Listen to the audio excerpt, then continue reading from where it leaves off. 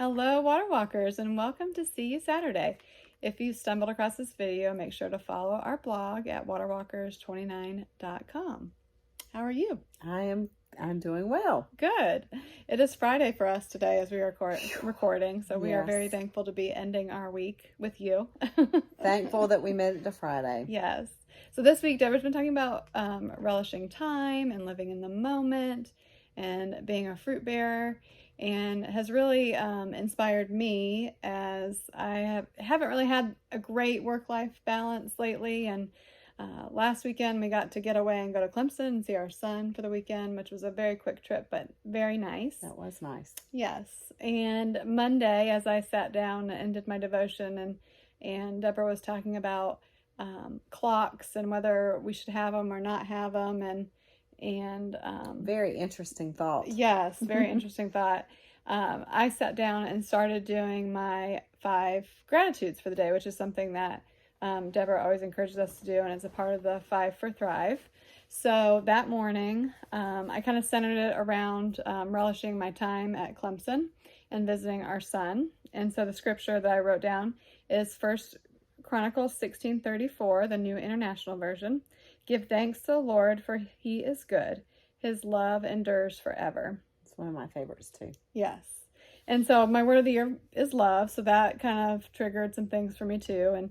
And just, I may not love the season I'm in, but there's a lot of things that I do love about, things in my life right now. And so number 1, I wrote get away and go to Clemson. Number 2, spend time with our son, which he doesn't call or text much, so it's nice to see him in person. Yeah. 3, stop, rest, and enjoy time. 4, see the changing of the leaves in the cooler weather. And 5, try new coffee places. We tried a place called All In at Clemson, and it was very good. Of course, I got a pumpkin flavor coffee. I would have to. Yes. And so just thinking about goals to having a better work-life balance. And then I think it was yesterday, was drinking green tea, and for the first time, I noticed the Bigelow tea on the back of it. It says, "Take this moment just for you." Wow. And that was just such a God wink.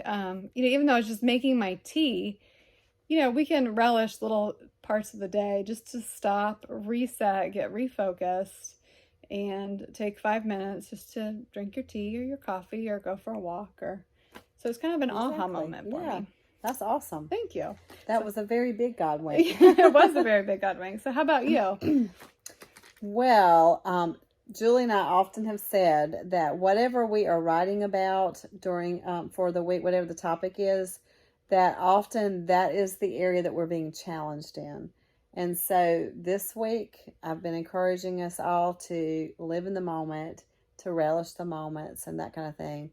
And I've had a very busy and sometimes stressful week, and I have had to live in the moment. I've been forced to live in the moment because I have so many things ahead of me that if I focus too much on those things ahead of me, then I'm just overcome with stress. So I just have to do one thing at a time, one thing at a time, one thing at a time. So I was forced to live in the moment. But also today, actually, I think it was Thursday's writing was about being fruit bearers.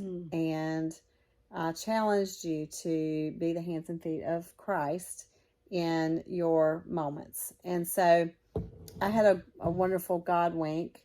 Today at work, I had a coworker come to my office on her planning time and asked me if I would please pray for her mother, who is going to have surgery today. And so it was like a God wink for me because it made me feel like perhaps maybe I am bearing fruit, maybe I am planting seeds, because she felt comfortable enough to come in my workplace and ask me to pray for her.